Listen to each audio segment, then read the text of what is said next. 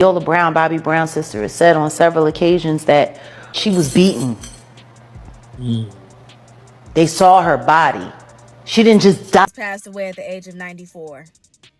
I woke up shocked this morning because this man has single-handedly outlived majority of the artists he was connected. Contrary to the official conclusion that Whitney Houston's death was accidental, some independent investigators and commentators have continued to question aspects of the case.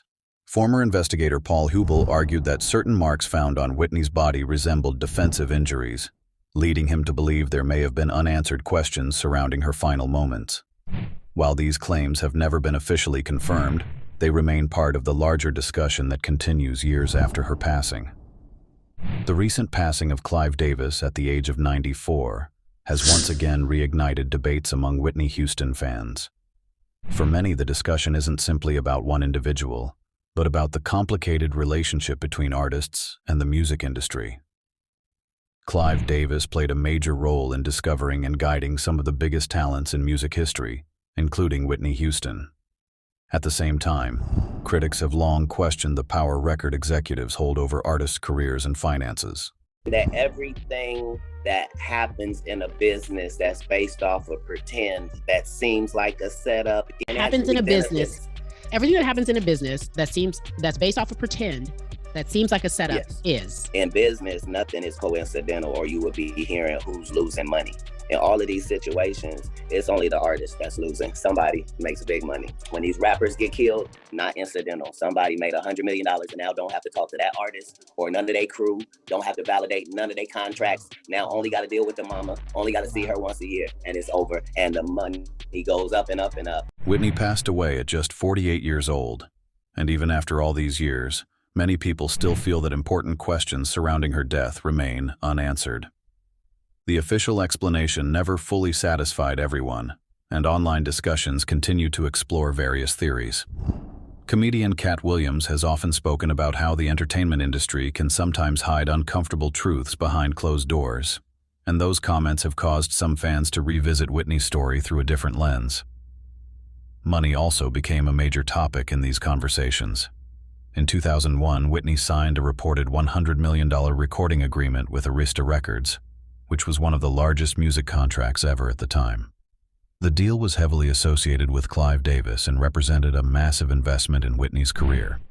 Industry experts have explained that contracts of this size often function as advances that must eventually be recouped through album sales and royalties. By the time Whitney passed away in 2012, reports suggested that her financial situation had become difficult, with debts and financial obligations continuing to grow. Clive Davis reportedly assisted Whitney financially over the years, helping with various expenses and support. Following her death, sales of Whitney's music increased dramatically, generating significant revenue for her estate and her catalog. As often happens after the loss of a major artist, renewed interest in her work brought her music back to audiences around the world. Some critics have argued that this reflects a larger issue within the entertainment business, where artists sometimes become more commercially valuable after their deaths. Similar discussions emerged following the passing of Michael Jackson, whose estate later generated enormous revenue through music sales, licensing, and unreleased material. The Grammys for the next night, you don't cancel. You turn an evening into it. These patterns have led some fans to question whether the industry places too much value on artists' catalogs rather than the artists themselves. Whitney Houston died on February 11, 2012, at the Beverly Hilton Hotel on the night before the Grammy Awards. The official findings stated that accidental drowning, heart disease, and drug use contributed to her death. However, over the years, some independent experts and investigators have pointed to details they believe deserve additional discussion. Forensic specialists who commented publicly questioned certain aspects of the scene, including the temperature of the bathwater and the condition of Whitney's body. While these observations never changed the official ruling, they have contributed to ongoing debates among followers of the case. Paul Hubel later stated that some injuries appeared consistent with defensive wounds. He also suggested that additional investigation may have been warranted. These opinions remain disputed, and were never adopted by law enforcement authorities. Another moment that continues to attract attention occurred just days before Whitney's death. During an interview involving Brandy Monica and Clive Davis, Whitney reportedly mentioned that she had nearly drowned earlier that day. Supporters of various theories often point to this incident, while others view it as an unfortunate coincidence. Perhaps the most controversial event surrounding Whitney's passing was Clive Davis's Grammy afterparty. Despite news of Whitney's death spreading throughout the hotel, the event continued as scheduled. This decision generated significant criticism from fans and several people close to Whitney. Clive later stated that the gathering became a tribute to Whitney and reflected what he believed she would have wanted. However, many of Whitney's friends strongly disagreed. Chaka Khan publicly criticized the decision, arguing that a quiet moment of prayer and respect would have been more appropriate. Her comments echoed the feelings of many fans who felt uncomfortable seeing celebrations continue while Whitney's death was still unfolding upstairs. As a result, questions began to emerge.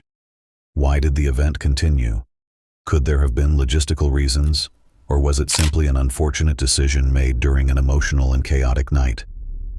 Different theories developed, ranging from criticism of the industry's priorities to much larger conspiracies discussed online.